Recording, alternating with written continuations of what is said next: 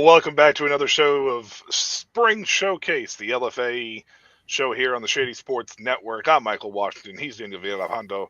A little bit of a late start tonight, but we're here on a Tuesday finally. Feels like forever. Week three is in the books with the recap of the LFA season. That's actually been pretty entertaining. I think this was the first week though that we had some pretty competitive games across the board pretty much all week in some capacity, one way or the other, without it getting really out of hand.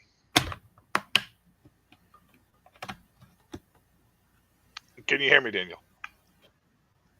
Yeah, I had a really loud buzzing in my ear, but I got so scared. I was like, am I going deaf? But all right, I'm good.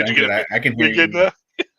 Yeah, did you hear about the competitive games this week? I feel like it was a lot more competitive this week than in the first 2 weeks. Yeah, absolutely. That I know we called a few blowouts. Well, I know I did, but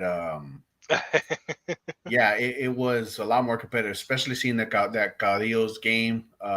What a damn game, man! It was awesome. It was super awesome.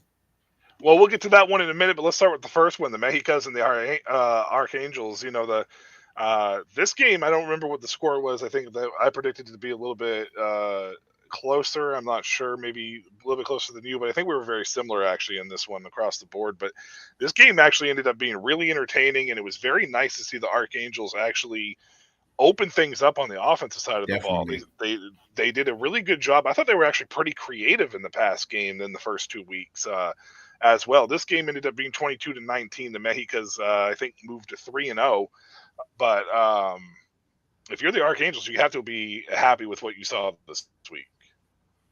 Yeah, they did exactly what we wanted them to do, right? Which was they have to find an offensive identity other than just pound the rock. Then teams are just going to load the box, and they almost got it, man. I mean, they did a great job towards the end. They had that onside kick, they recovered. It was a wild game. We saw new quarterback play from the Mexicas on one side, so it's kind of interesting to see how these things are starting to flip around a little bit. I mean, we kind of thought we had a bite on who the Archangels were, and they ended up completely turning it around, man. So that confidence, I think, is going to be massive for them. Yes, they're 3-0 on the Mexica side, but I mean, you got to feel like you got away with one there. But it's going to be pretty wild to see how they kind of turn things around as far as keeping that confidence up. Yeah, in the Mexicas, they continued their I guess defensive prowess when it mattered the most, because it was 13-0. It was 13-0 at the half. The second half was a little more shaky for the Mexicas, but the Archangels, decided to come out and open up that defensive side, the offensive side of things, and I think that might have caught the Mexicas off guard a little bit, because it caught me off guard. But when this game was 13-0 at halftime, I thought this was pretty much going to end up leading to a blowout, and it did not do that. So, yeah, kudos to the Archangels coming out of the halftime and making all those adjustments. And the Mexicas, though, right now at this point in time, I don't think that you could take away their power rankings at this point if you were to have a power rankings. But like you said, if I'm the Mexicas, I'm definitely counting my blessings for this game. Yeah, I mean, they did what you're supposed to do in those close games. You have to close it out. You have to, you have to make sure that whatever you're doing is going to be done to the end of the 0-0-0. I mean, we saw a nice little cardiac arrest there towards the end. But I mean, that's the most important thing. That's the sign of a great defense, and they have to close those type of games out. And they did a good job. They forced a turnover at the end, but it was like you said, kudos. Saying that because the biggest thing you brought up was the excitement, right? I mean, we're seeing exciting games starting to happen more and more. A little less of a blowout type week, but it was such an awesome game. I really enjoyed it. Yeah, no doubt for sure. And it's the same thing here as well with me. The second game on the slate was a lot closer than I think anybody expected. And to be honest with you, I am really impressed with this Dinos team. They came into this game against the Cadillos and played them tough. It was 14-6 at the half. So it wasn't even really like it was a blowout going to the half. It was 0-0 at the end of the first quarter. But the thing that sticks out to me the most here is how dominant the Dinos were on offense and still only put up 12 points. That is crazy to me. 342 total yards to 145 from the Cadillos. That stat is crazy to me. Yeah. And you lose the game. Yeah, and I know a huge thing that we talked about week one was red zone efficiency. That was a massive one that we had been bringing up consistently, especially the kicking game. The kicking game has, if you look at the stats, it's scary. Like scary to if you're in a position where you need your kicker to win you a game, it is you better pray, man. You better pray to the football gods. But we saw kind of, a crack in that armor, right? I mean, as for the Cadillos, offensive line and defense were eating up front. Like they were doing a great job of stifling certain run plays, and they kind of knew what it was as far as what they needed. I think the biggest thing that we ended up seeing that hindered them is that quarterback system, right? Like, and you said it last week, they have to find that QB because in games like this, I mean, there's no way you get all those yards. You mix things up so well, but you just can't punch it in, man. Well, there's two other things here that happened as well. I mean, they did fumble the ball twice, which that's never going to be helpful for anything. They allowed 6 sacks, and I don't know again if this is De La Rosa or if this is Boykin and just holding onto the ball too long. I don't know if it's just the offensive line side of things, but 15 penalties. 15 penalties. Like you could dominate all day like they did, passing yards, rushing yards. I mean, they only gave up 14 rushing yards to the Cadillos, only 131 through the air. I mean, the Dinos dominated this game from every perspective, except for in those two other categories, and those are the categories you don't want to dominate. And that's where your stacks or that's where your drive. Those are your drive killers, right? Yeah, absolutely. So the Dinos need to clean that up, and if the Dinos could clean that up, they would have been the very first team to take down the Cadillos in 2 years. Yeah, and I mean, you hope, right? You hope that they're going to carry this on. You hope that it's going to build confidence. The rough thing is 15 penalties is almost absurd, right? Like as a coaching staff, it's wild to think. More penalties than points. Yeah, and it hurts because if you go back and watch the replay, a lot of those penalties were in very crucial spots where it's like, man, we just got to get them off the field, or man, we're like you said, a drive killer. You're an offensive lineman. Same for me. You know when you're in that rhythm and you see that yellow flag and you're like, oh my Lord. And you hope it's not quicksand, but apparently, I mean, it was 15 penalties is daunting to see. And I mean, we almost had it, man. We almost got to see that upset, but the championship winning team does what they're supposed to do, and they finished that one out. I do think I called this game to be closer than you did, though. You did, absolutely. This one I think I did, but I didn't expect the Dinos to dominate the way they did. I mean, let's face it. I mean, this is something that the Dinos should be really extremely happy about, even though I hope they are. Loss. Even though it was a loss, I think they should be happy about it just because it should give them some sort of motivation, right? It should Agreed. give them some sort of, confidence, really. Like, they lost to the Osos, who we, would probably put near the top of in week one, near the top of our power rankings. But they beat the Archangels the following week, and then they put up a fight against the Caudillos. And I think I even texted Justin.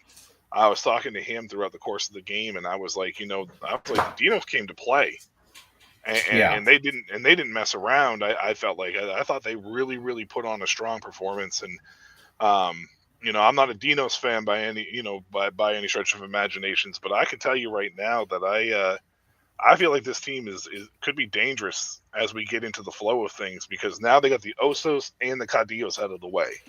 Yeah. So And I mean, came to play is kind of the perfect way to say it. They were physically expressing themselves almost every single opportunity. Like if it was a jump ball, plays where it was a whatever opportunity that the Dinos had, they came into that playing with their hair on fire. It's just you got to be disciplined. If you can keep that discipline, you can turn that around. You really, really hope that they do, because that showing was awesome, man. It's just they just got to clean it up. Before we get into these final two games, which were not as competitive, there were moments, but they weren't as competitive.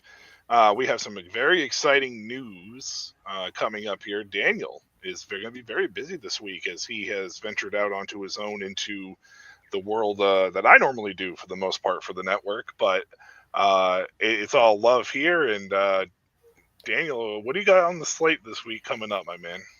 So we actually confirmed an interview tomorrow with Xavier Bullock. We're happy to be able to talk to him. We're closing in on some details with Kobe Brooks, linebacker from the Mexicas, Tommy Auger.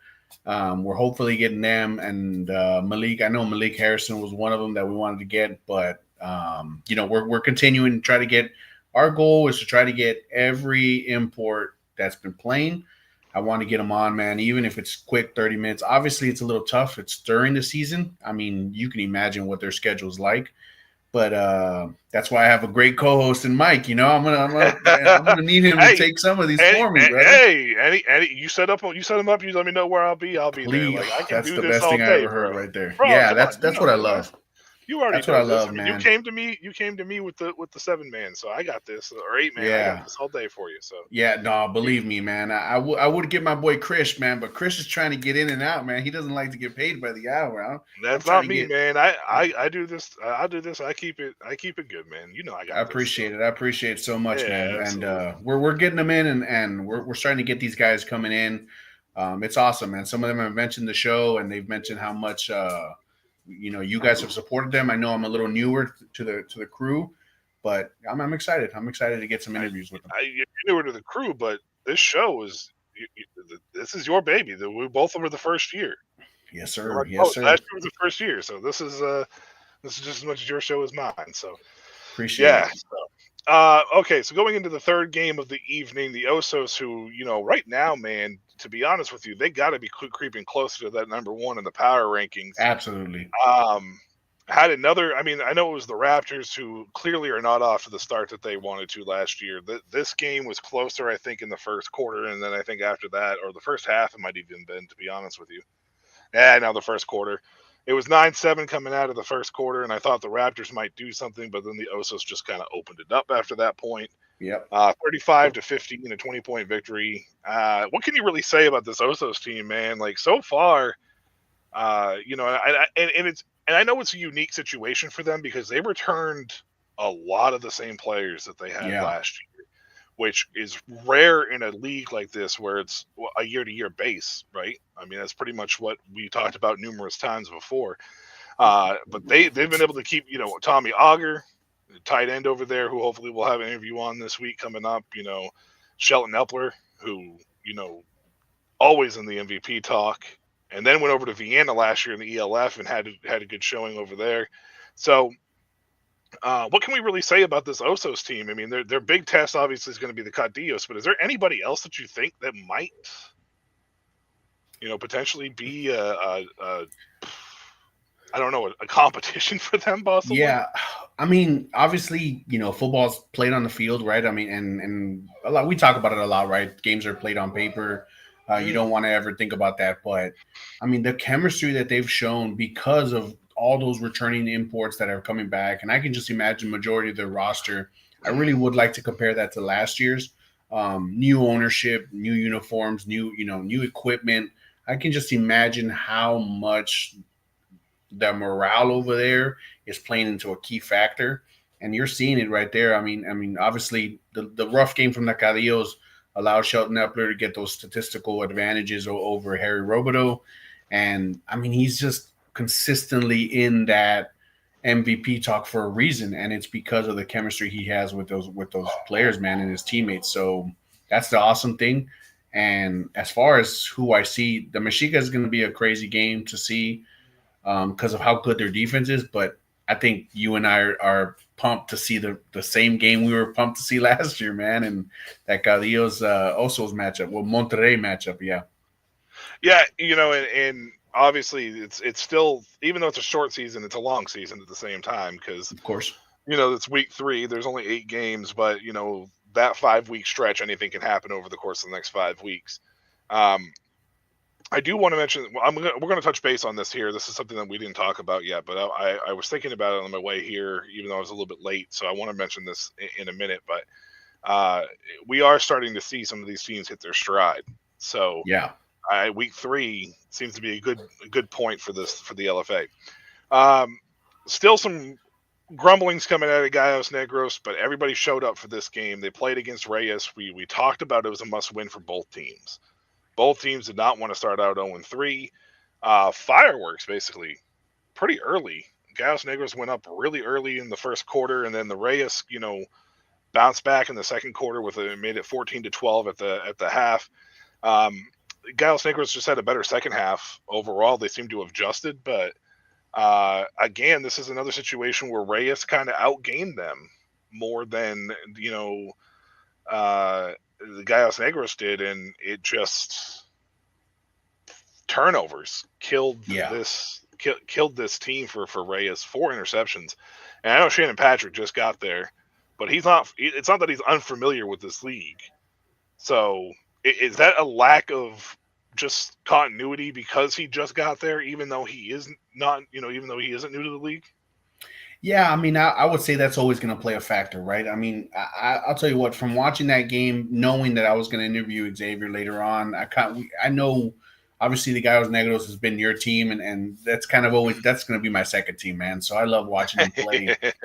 But seeing them completely eviscerate that offensive line, and that was the one thing we talked about last week was if they can protect Patrick, if they can protect Shannon Patrick, it's going to be a different type of game, right? And it'll show a competitive side. But man, even if you watch the highlights, even if you watch the quick 4 or 5 minute highlights that the LFA puts up after the game, he gets hit maybe 8 to 9 times in a 4-minute video. And some of those picks are tough, man. And they're not really, a lot of them aren't on him, but you wanted one team to assert themselves. You didn't want a sloppy game from both teams. You wanted to see that one of those teams can actually pull away, and the Gallos Negros did that.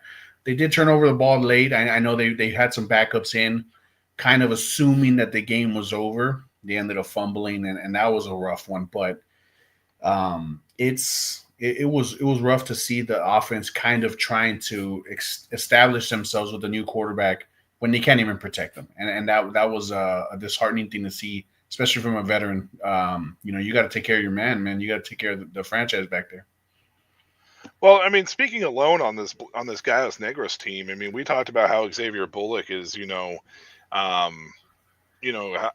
Xavier Bullock is like a superstar in the making. Yeah. This team has been hovering right around 300 yards a game all year long. They were 298 or something like that in week 1. They were at 300 on the nose, against the Osos in week 2, and this week they were over 300 again. However, their defense has given up over 300 in 2 of the 3 games. So yeah. I feel like between the offensive line and the defense, you know what I mean? The offensive line and the defense, I feel like if they can shore that up a little bit, this team could probably sneak into the playoffs. And when you have a quarterback like Xavier Bullock, anything is possible if you shore that up, right? Yeah, and it's funny because after week 1, you and I remember we're chatting about it, and we kind of stamped him as a superstar pretty early, right? Like we were like, hey man, this guy's gonna be good. He's lived up to it. They've play designed him a little bit better, and they've allowed him to kind of be himself. And one thing I really enjoy is that he's not he's a dual threat quarterback, but he's looking to throw. And whenever that happens, you have an ability to stretch out those plays. And I know you don't want to give him that playoff moniker just yet. You want to see him get there. Yeah, of But, course. I know that's your team, man. I think they can make the playoffs. I truly, truly think so.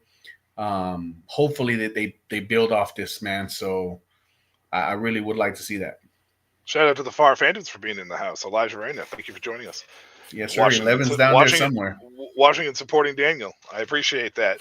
But you may not know much about the LFA, but I'm telling you, tune in, man. Tune in. YouTube, it's free for us here in the States. Yes, sir. And the other thing I want to mention real quick too is JJ Brania. JJ Brania, JJ Hop.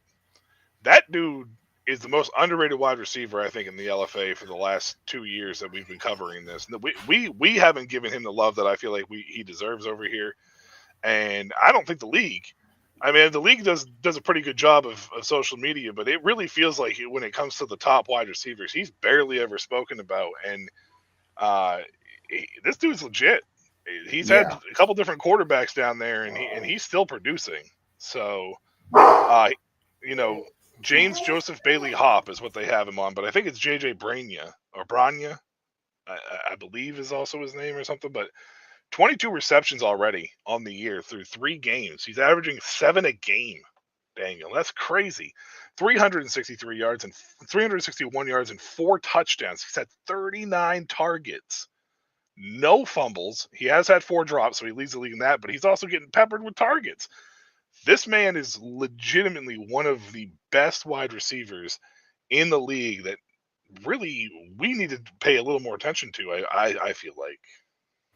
Yeah, and he got the player of the game the last week, and you kind of hit it right on the head, right? I mean, he was kind of flying under the radar, and a lot of that is because, it's just you don't really pay attention, and that's just the reality of fans everywhere, right? I mean, the winning teams are going to get all the spotlight. There's not a lot of superstars, that they want to moniker or crown right away, but he's been balling, man, and he had to have probably one of the most explosive games I've seen just to get a player of the game, which is wild because he earned it. He earned it, man, and that was a great touch.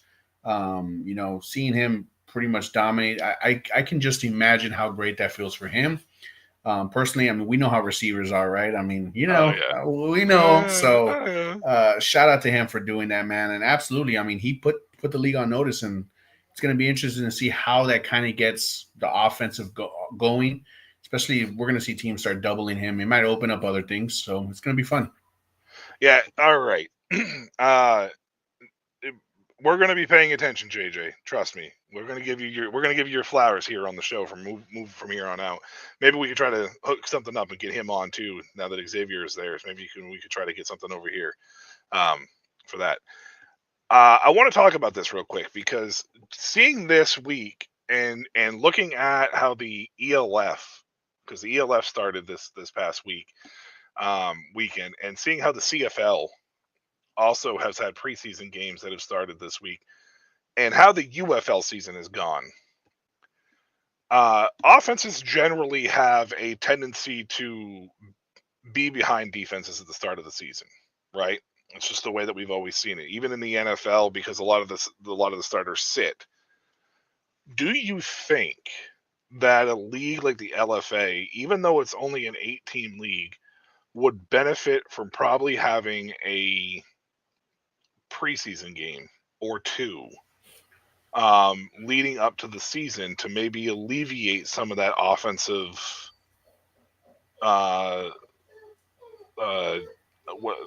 slowness, I guess, Yeah. or I mean, you would have to think, yeah, right. I mean, you would have to think. Oh, and here's the kind of the issue when it comes to that.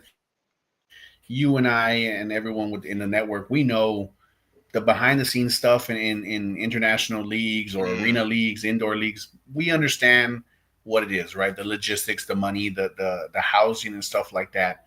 But that's why I brought up flag football in week 1, because a lot of the pros, the national pros, they played football year round, man. They were playing, and I get it, it's glorified 7-on-7. I'm a fat boy, so flag football is not my thing, man. I'll throw a few here and there, but those guys can play all day, and I would love to see preseason action, especially even if it's not televised, even if it's scrimmages or whatever it is. The problem is they're pro athletes, and if the imports, were to receive compensation and stuff, I mean, I think they'd all be for it. Obviously, they're getting paid. I think they'd be for it.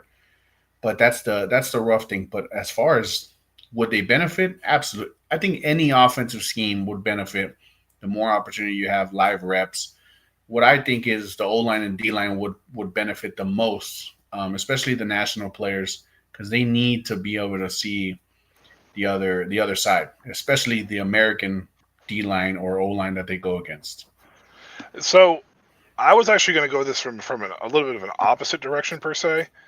Um, I feel like that with this league here in the LFA, it might actually benefit the defenses Yeah, because so far through 3 weeks, we've had 1, 2, 3, 4, 5, 6, 7, 8, 9, 10, 11, 12 teams score over 20 points in a, what is it, week 3, 4 games.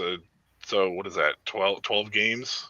So 12 yeah, teams, 12 games have had scored over 20 points. So it feels like the defenses are kind of the ones that are playing catch up here in this league down in the LFA.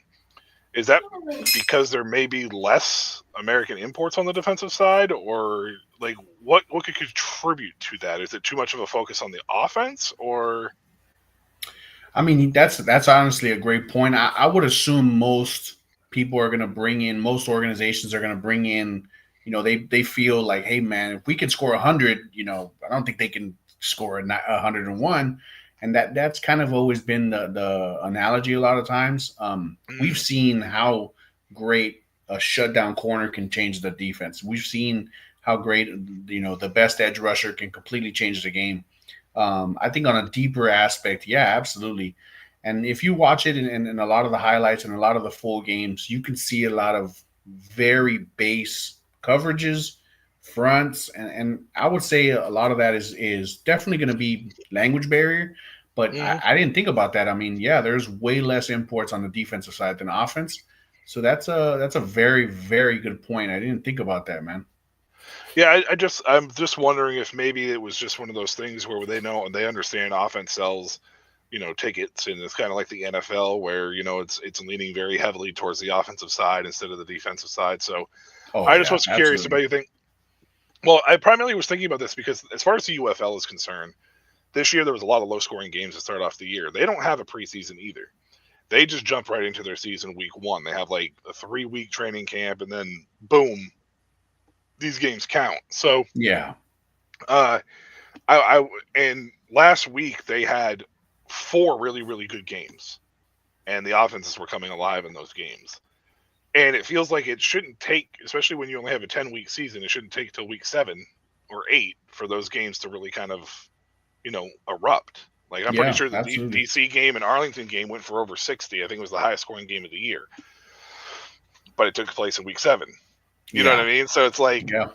I was just curious if the LFA might be able to benefit from that. I understand it's only an eight-week season, but I feel like a scrimmage of some sort, maybe even just something to give these guys a little more reps. Because, like you said, the national side seems to be the national players seem to be the ones that kind of need more of those reps. Yeah, and the LFA did it before. They've done preseason games before. I don't see why they wouldn't go back to that pretty much schedule. I would. I mean, obviously it's understood as far as imports and stuff, but I just there can't be a negative. Obviously, yes, you have some injuries and things like that, but that's every day, man. That's every day. So you would hope that they can take care of it, and the medical staffs will be able to take care of everything, but it's much needed. I think the fans will benefit the most from it. I mean, it gets them hyped up, man. It gets them, even if you do a 1 day. I mean, there's only 8 teams, man. You do a 1 day ginormous jamboree type thing, and do it in DF or Mexico City. Sorry, I said it in Spanish. Do it in Mexico City. Go crazy and put the lights. First of all, there's soccer stadiums that you can go crazy for. Yeah, Make it for a sure. free event and televise it, or Just go bananas. Who cares? I think it'll be Yeah. awesome. Yeah, that's what I feel too. Thank you, by the way. We're at a 57 on the counter. It's one of our highest, counters at any one point in time for a live counter here. It's a record. While you're here with us, make sure you hit the like and hit that subscribe. Follow Shady Sports.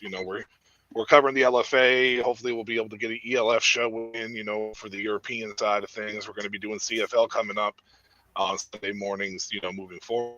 So, we cover it all here. So if you know any of those leagues, hit the like button, hit the subscribe button, follow us, and make sure you're hitting the little notifications for anything. Plus, Daniel's going to be making, I don't say his interview debut, but Daniel's going to be doing his interviewing here on Shady Sports Network here is coming up here this.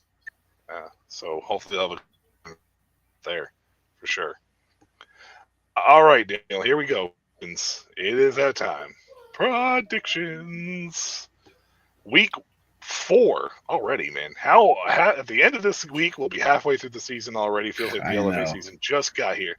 Man, 8 weeks. It's not a super long season, unfortunately, but hopefully maybe here in the near future with some of the investments that we see, OSOs and stuff, we can you know we can have more and more investors coming in to this league to keep it running. Let's start with the first game on the slate.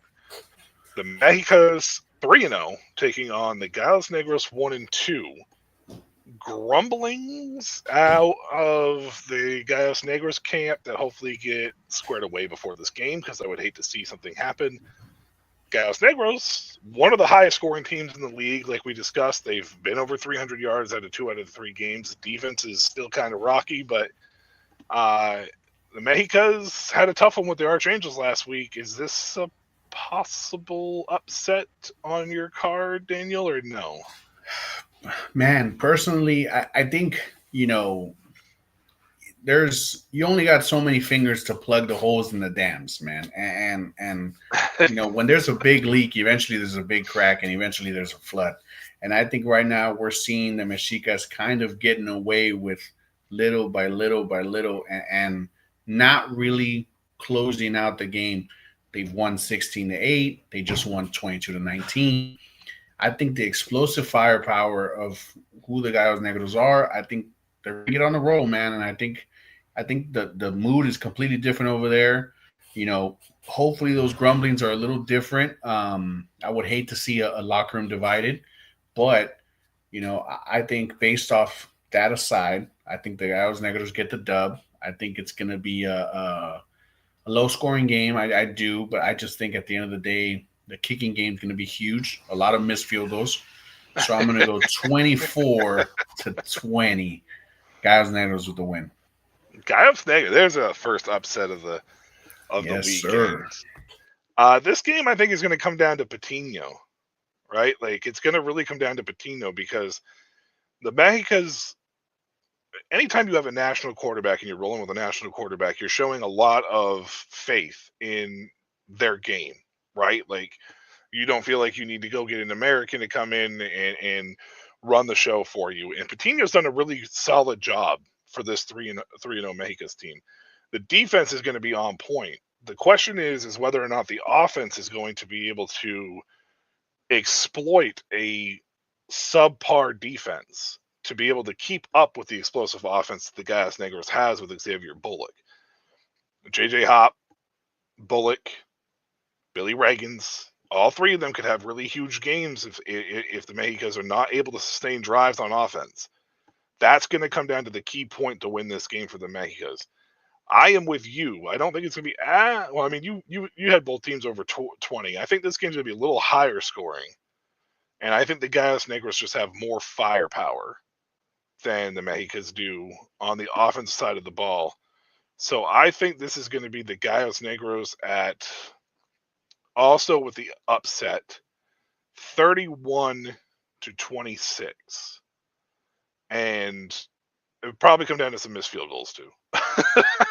Because LFA kicking is fantastic and all that stuff. So, by all means. All right. Two first picks, two upsets. I like that. Right off the Hey, jump. you got me? I got you. You got me? I can't hear you. You can't hear me? Oh, no. Yes, sir. There you go. Oh, Came there through. we go. I said We're good. We're good. I said it's going to go down to some missed field goals too. I said, because kicking's awesome in the LFA. So, Yeah, so first I'm game, telling you. both predicted upsets in the first game. Daniel, that's Yes, sir. yeah. Shout out to the Far Phantoms, by the way. Love you guys. Appreciate it. Yeah, of course you know this. Week 2, week 4, game 2, Archangels versus the Cadillos. Yeah. Archangels opened things up last week, but is it enough? That is the question. This Cadillos team had a little bit of dent in the armor, but Yeah. Robodo and them still found a way to get the victory.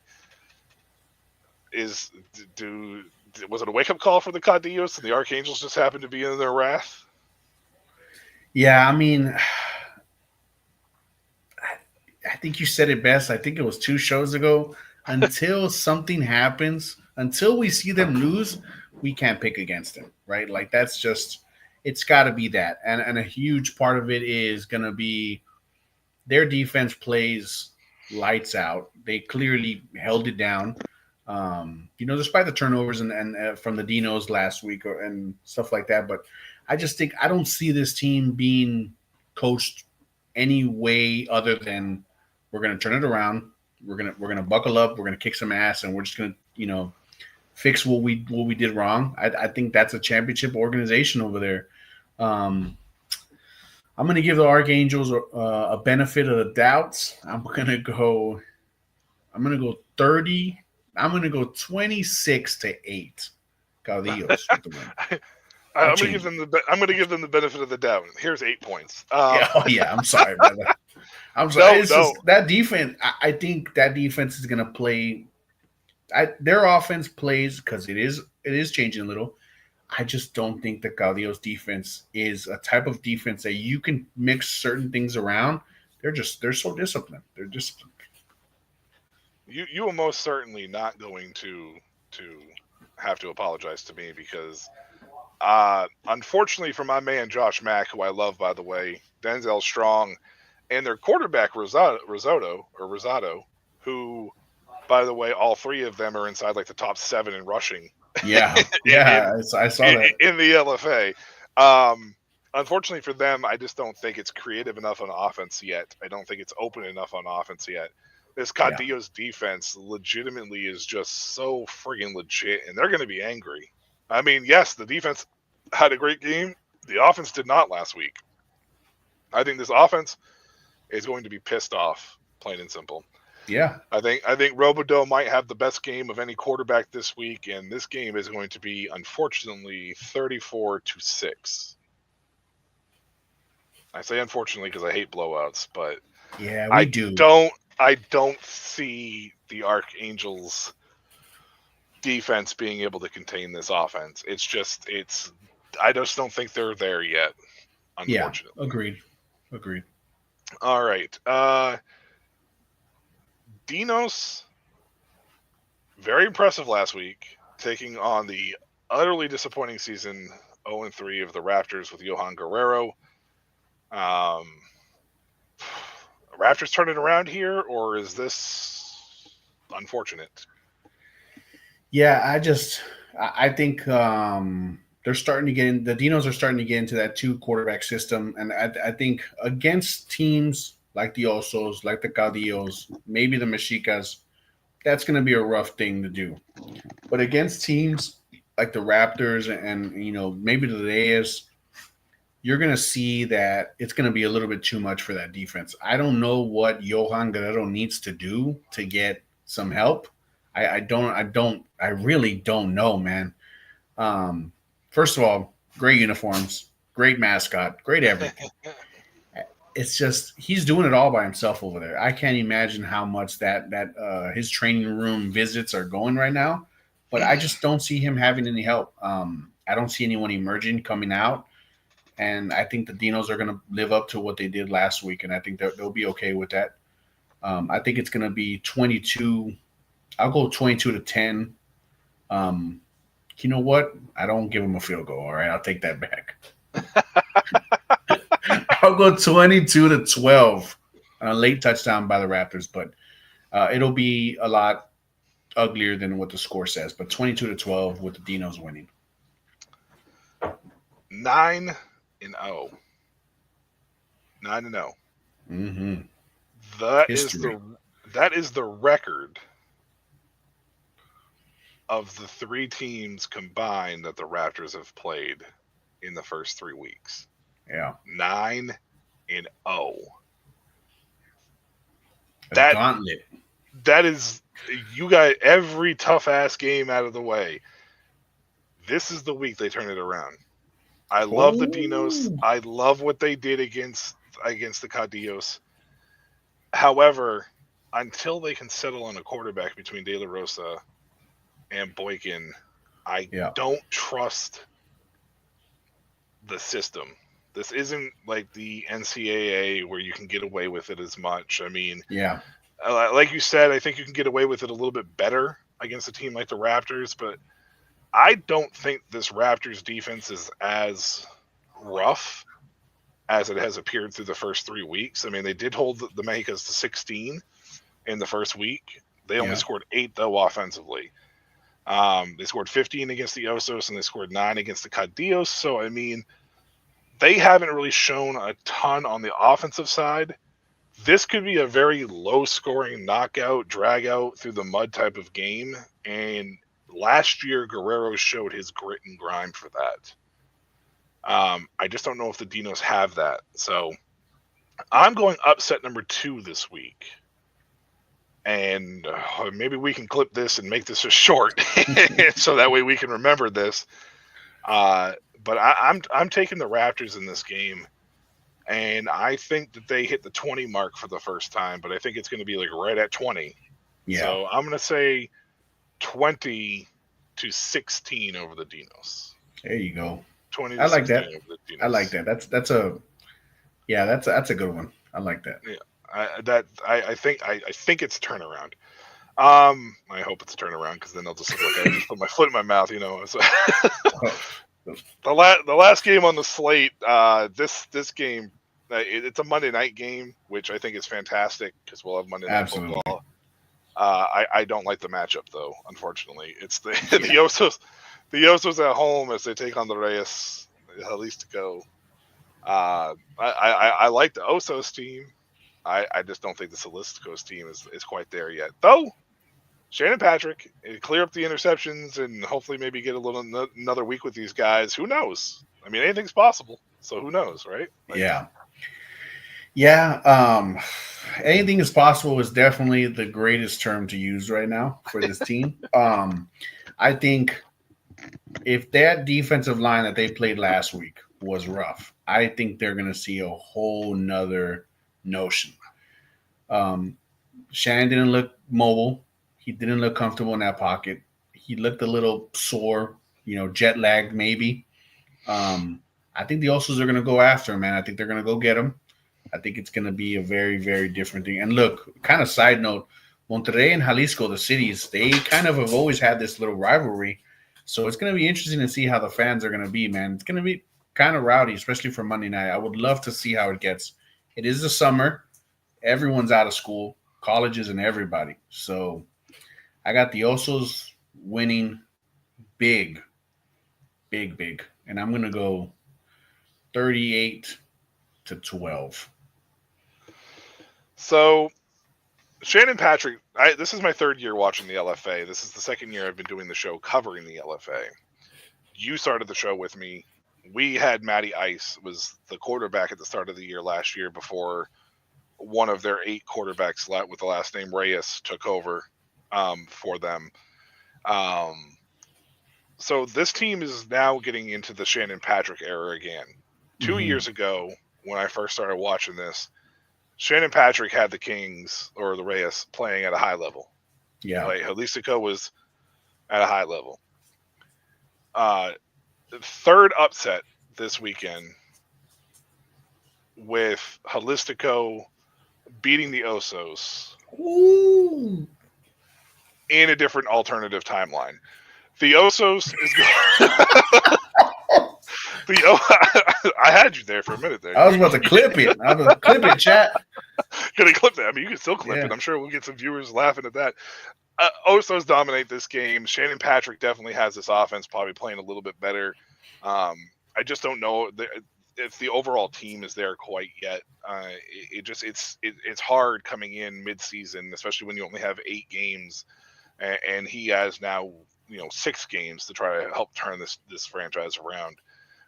So it's going to take at least 3 for them to even get competitive. I think the Osos win this game pretty handedly, 36-10. I'll 36-12. I don't want to give them a field goal like you said. So I'm telling you. 36-12. Shannon Patrick doesn't turn the ball over as much, but probably still has a few turnovers in this game that hurts the overall, uh, running of it. I guess the overall feel for the game. I hope it's better because it's a Monday night game, and I love Monday Night Football, and I feel like this would be awesome because, like you said, Monterey and Atlético, they have a rivalry. Yeah, So man. I would like to see this be a little bit more.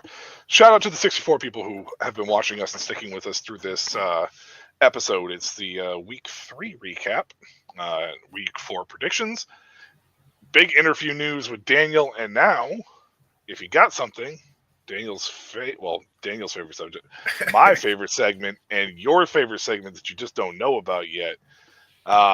Daniel, take it. The floor is yours, my man. Thank you. We'll keep it bilingual, right, for our audience. But there's something that's kind of that I've been wanting to say, right, and es algo que quiero enseñarle a los aficionados del LFA, right, to the fans of the LFA. Your patience, su paciencia, is coming to fruition, right? Se está dando frutos, is how you say it. El nivel de juego de los nacionales, right, the game of the national athletes is beginning to start catching up to the expectations, ¿verdad? Y los jugadores que entran en la liga, they're making the league actually become a competitive league where it's not just this team and you're just going to take over if you show up. Su paciencia is the biggest thing. Your patience is going to be the biggest thing when it comes to the LFA. It's still in its infancy, right? Es un bebé la liga y queremos que todos, you give it a chance. Watch a game, enjoy through the game. But one thing is for certain, the league is starting to grow with the popularity, right? La LFA será una liga de premier, right? So it's a premier league and it's beginning to become a premier league in the overseas world or the international world. So one thing, give it a chance, open up to it, right? Watch some games. This is something that we talk about every single year. So dale gracias por todo, por eso. Y si pueden ver un juego, ¿verdad? Sábado, domingo, lunes, you have your games Saturday, Sunday, Monday. Tune into them. You're going to see the national athletes that are kind of expressing themselves. And yeah, man, I mean, that's the biggest thing. Your patience is coming to fruition. The league is starting to get better and better. Yeah, and I want to give a shout out to the LFA as well, from an American standpoint. An American watching these games, supporting this league. I want to see y'all continue to grow. I hate seeing teams fold. I hate seeing it happens in leagues, unfortunately. So I do want to give you the LFA a shout out for being able to have, for the most part, a fairly set of 8 to 9 teams for the last couple of years, last 3 years. Hopefully, we can see a little bit of an expansion from them here moving forward. I appreciate the platform that they give. I appreciate the exposure to the players and all that stuff, because at the end of the day, it's all about the players. And I want to give a shout out to, like you said, with the national players, the level of play is rising for the national side of things, and I think that the only thing that needs to continue to rise is on the coaching front now.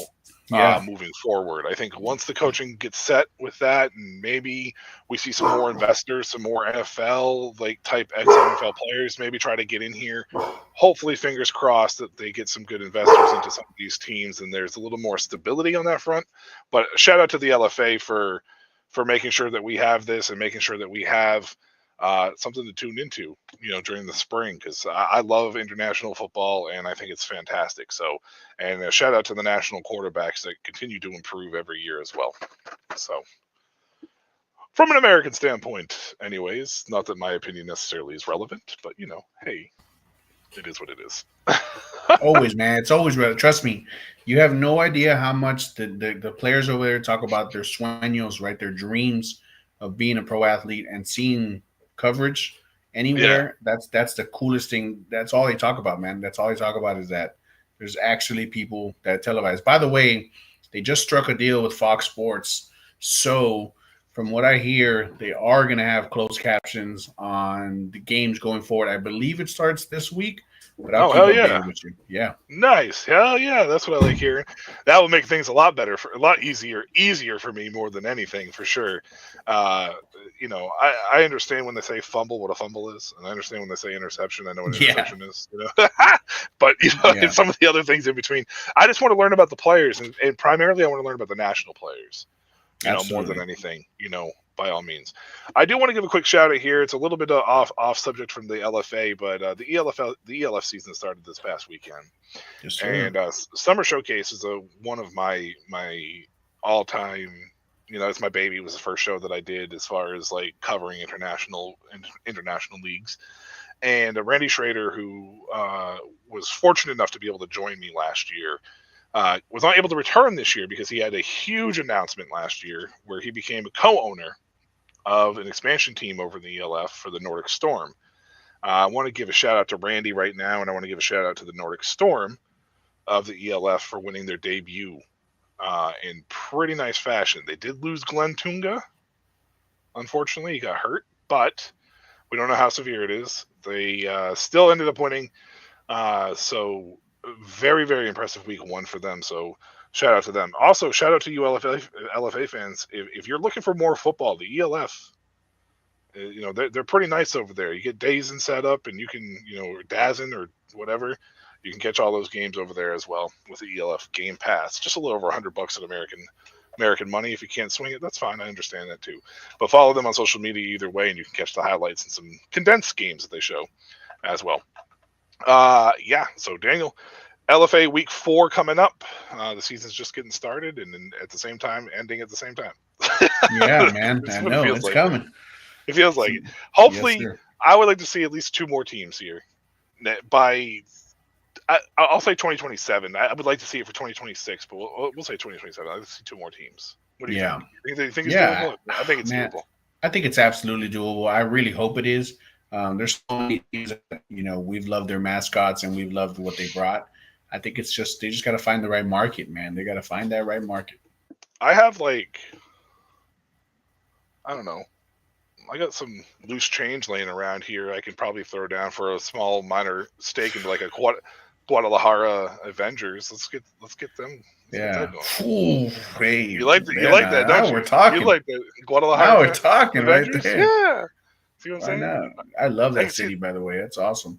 I can see the branding already. I get it all. Like Yeah. I wish I had the money, man. I would invest for sure. So by all means, but Yeah. hey, Amen. LFA, if Amen you're to that. listening, Guadalajara Avengers. Yeah. I won't even. You don't even have to pay me for it. Just take it. Yeah. I just I just, I like just it. want to see it. Alrighty, that's going to do it for us here. Hey, Shady Sports Network. Shout out to Sam for once again always giving us a platform to talk about international football and talk about football in general. By all means, as well. CFL season's starting to kick off. ELF, LFA. We're going to be here covering the LFA as well. Hey, Puppers, it's okay, my man. I know he's just a fan of the LFA too. He's so excited about it. He's back there singing his tune. By all means. Yeah, hit that like button, hit that subscribe button. Make sure you hit the little dingy so you know when notifications are popping up. We cover everything: arena, indoor, CFL. I mean, it's football nonstop over here. Maybe some women's hockey in the near future, or a women's sports show in general, maybe here in the near future, Daniel, as well. By all means, for that. Oh, by the way, did you catch the finals? It's the Minnesota Frost and the Ottawa Charge. They're like I, it's like my I two saw the favorite teams in the highlights. league. It's like my two Yeah, I favorite was gonna teams in say the league, and I they saw the highlights. I'm telling you, it's good. Look, I'm free when you are, brother. yeah. I love It's stuff like this. it's the finals, and I'm pretty sure week 1 Yeah. is actually the first game is tonight, I believe, as well. Also, the Italian football league's in full swing. The GFL just started. There's football everywhere, guys. Like I'm All telling you, you year just got to long. know where to look all year long, 24/7. My wife hates it, but it happens. So She really likes it when I watch throw on Draft Day too. So I'm hoping to maybe find that in Spanish for the LFA. We could do a little Draft Day movie, and then she's shaking her head no at me. I'm probably going to get stabbed in the eye tonight with a fork. But all right, that's going to do it for us here tonight from the Spring Showcase. I'm Michael Washington. He's Daniel Villalpando. Have a good night, and so long till next.